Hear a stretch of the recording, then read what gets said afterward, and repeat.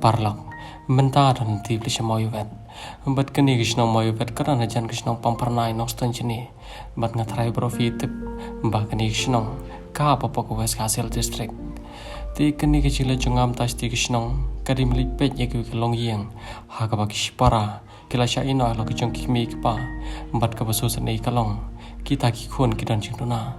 Ti parlak Kanong kadap lagi susu senai, haba maki kilit belahi ki wat pamhi, wat apreng ke jinglong jinduna, tang mendap ya kaku pojong lejong.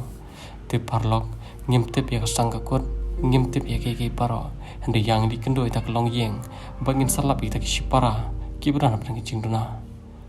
Kau boleh syubuan.